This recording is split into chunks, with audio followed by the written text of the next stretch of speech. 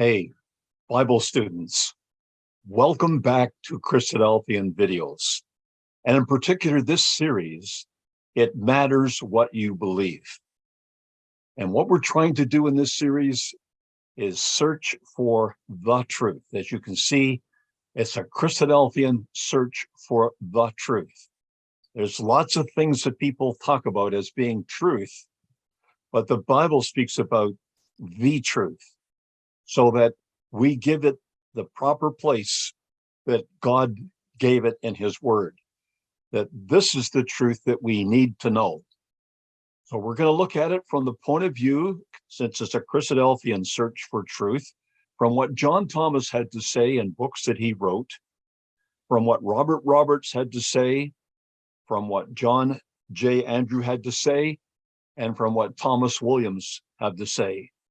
And Christadelphians who have been looking at this dispute that's been going on for well over 100 years would certainly know those names, and may very well, from their own research, even know and recognize the face.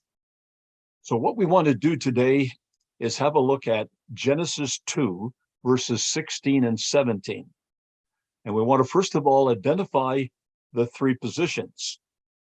So the unamended will give us the first one. We'll go through that and look at what their view was, because I wanted to illustrate it in this method, because it wasn't until the unamended stated, or at least the view that was stated by Brother Andrew, that this became a controversy, a point of controversy. Until then, it had been something that I think most people understood the same way. And that's what we want to have a look at. Secondly, is what the Bible teaches. That is, what is the amended view? And then we want to look as to what it is that people are saying now in the middle. They're not really unamended. They're not really amended. They're in a different group who are saying the differences do not matter. Well, they can articulate both views, but to conclude that they don't matter is what we really want to look at in this series of videos. And I'd like you to decide for yourself, do you think that these two views, which almost in every case are quite obviously in opposition, do you think it doesn't matter what we believe? Or are you inclined to say, no, I'm attracted to one side or to the other? Now, I can understand how people have been really mixed up about this. Some people have turned off entirely about even trying to resolve this, because it's very hard to go back into those original writings and try to figure out what was the point of controversy. So that's where I hope you will find these videos valuable. So we're looking at historical writings here in our community. This booklet, written by what people will know the name as J.J. Andrew, speaking on behalf of the unamended group today, which is otherwise known as the BUSF, that is the Birmingham Unamended Statement of Faith. This booklet, called The Blood of the Covenant, was the booklet that started it off. That had been simmering, and Robert Roberts and J.J. Andrew had been talking about this for quite some time before it actually became published. Robert Roberts trying to hold him back and tell him that you should not publish that book.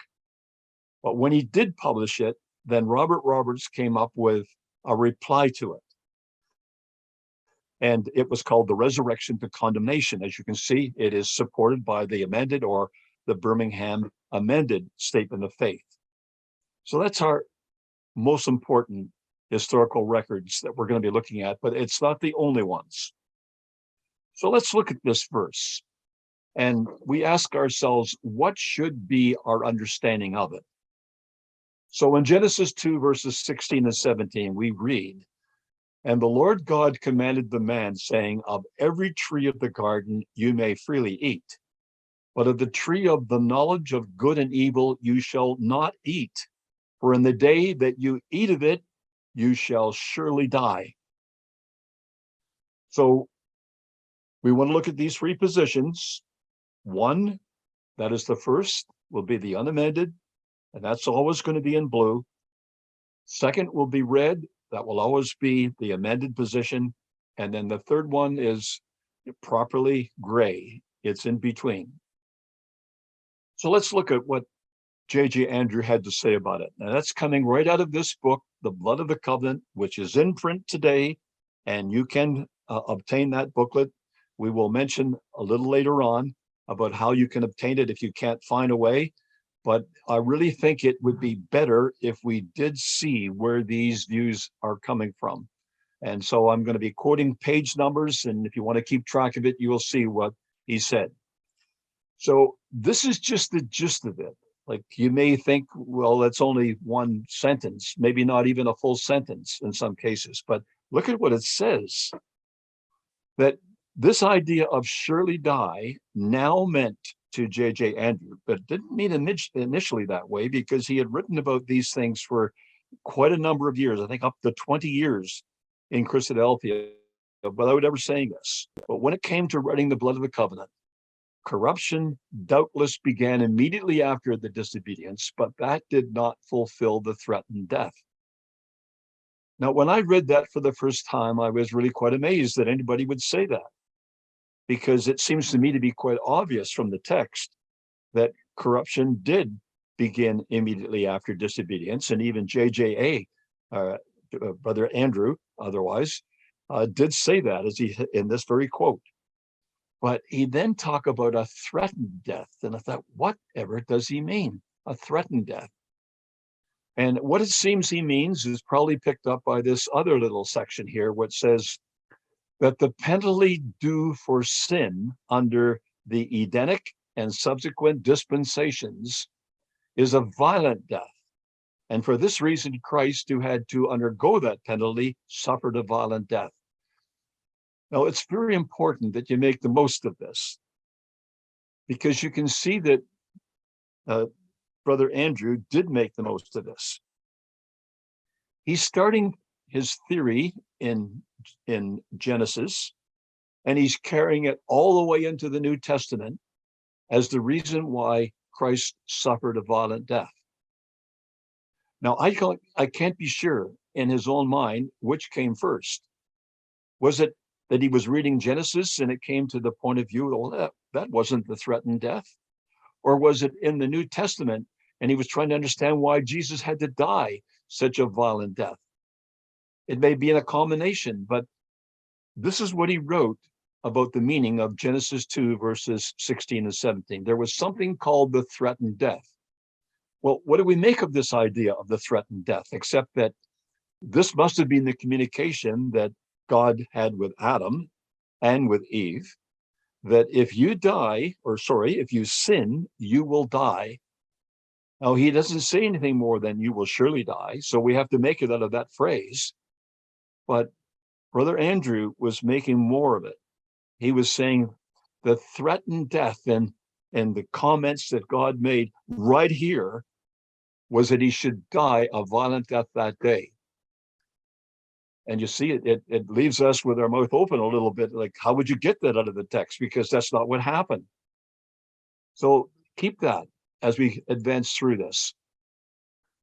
I thought it would be important to go back to what Christadelphians believed before this event.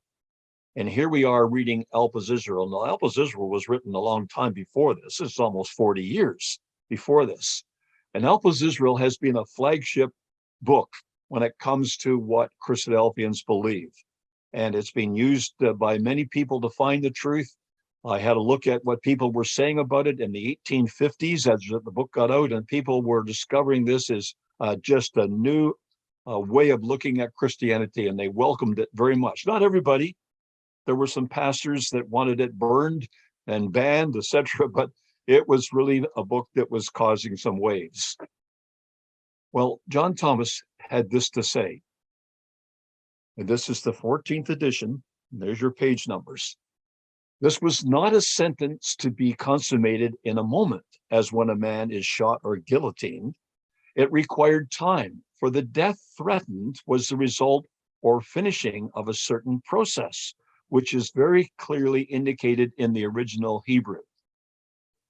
Now, Brother Andrew must have known that this is what John Thomas believed in all the years before he himself wrote what he thought it believed, and it was in direct contrast to it. He mentioned threatened death. It's hard to find that expression in Christadelphian literature, what was the threatened death. But he made clear, now this may very well have been that it was one of the ideas that was being brought out in other Christian religions, various variety of the Christian denominations that we had at that particular time, and people were saying that there was a threatened death that was different from the actual way they died. I don't know that. I don't know if we could be sure that John Thomas knew that from just what he left on record. But he did use the threatened death, and he believed it was entirely consistent with what happened. It was not a sudden death, a man being shot or guillotined. It required time. It required 930 years before Adam died. So clearly, that was the idea that John Thomas communicated to the Christadelphian community. If we look at Robert Roberts' book that was written when this contention first broke out, The Resurrection to Condemnation, this is a little clip of what he had to say. Dust thou art, and unto dust shalt thou return. Here is no sudden death, but the very process of dying thou shalt die, which the writer demurs to on the score of idiomship.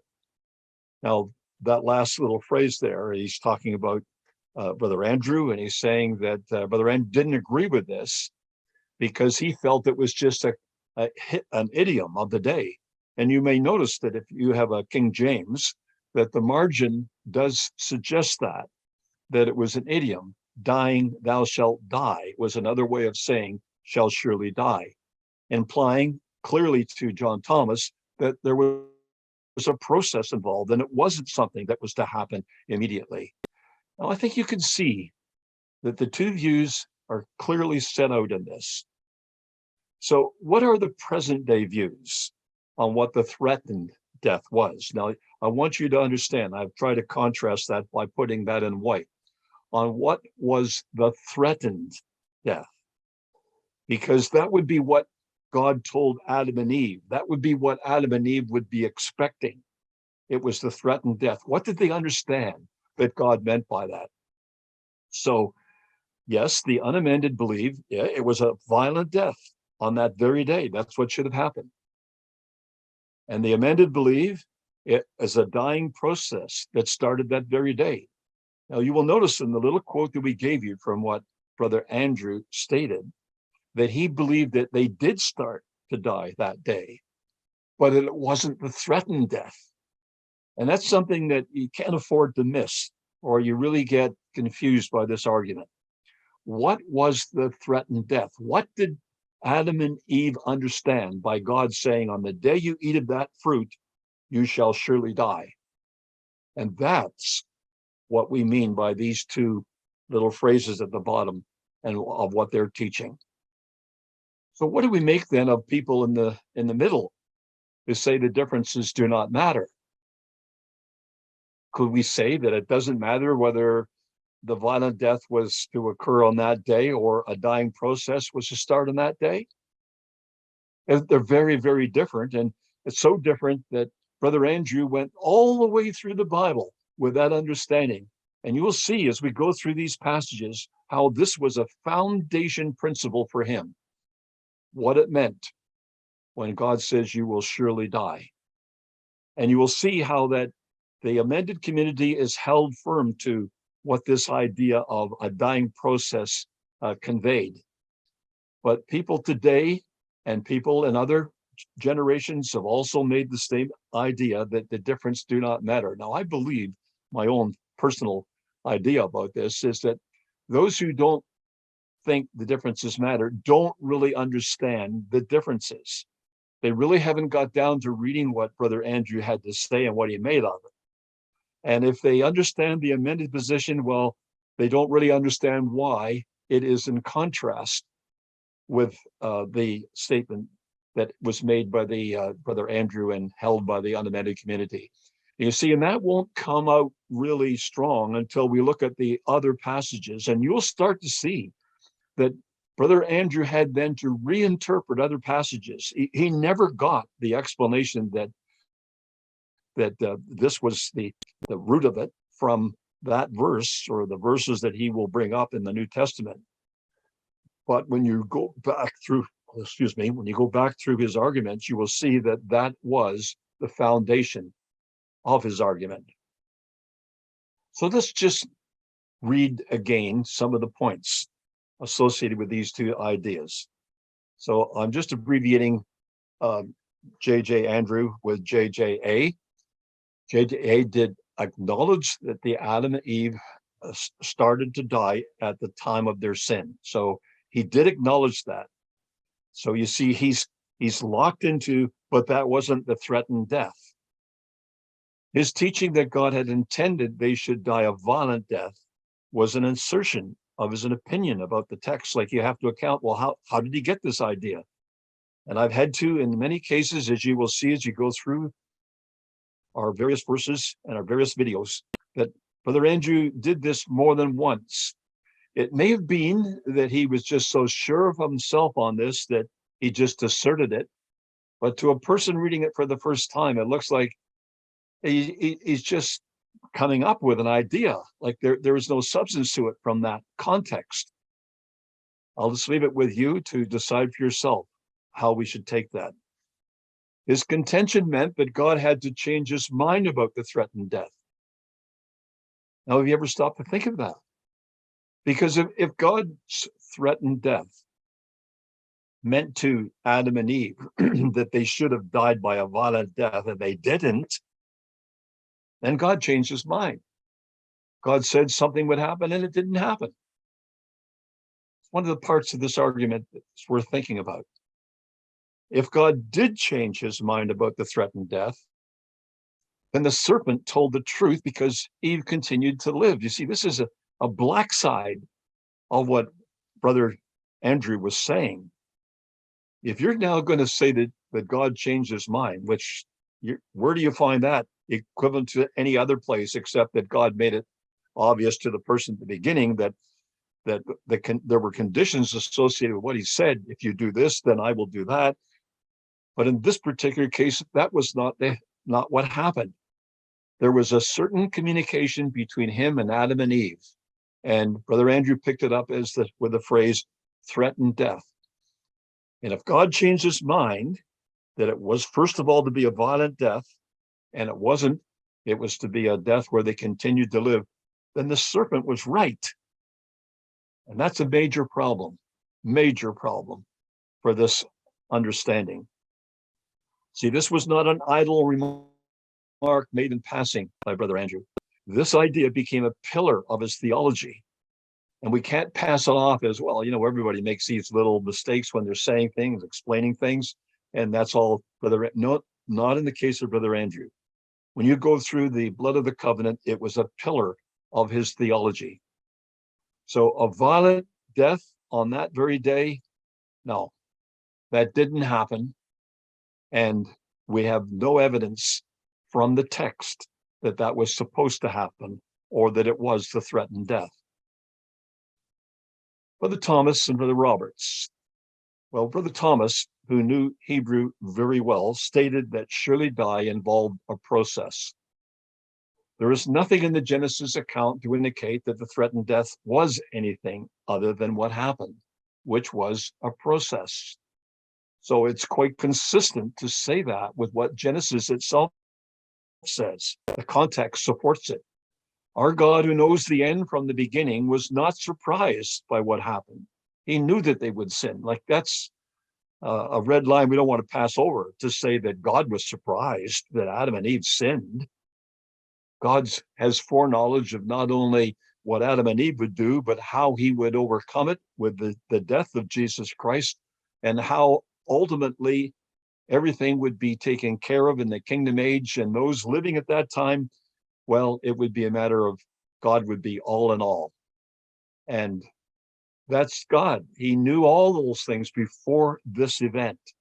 So it just can't be that God was surprised by what happened.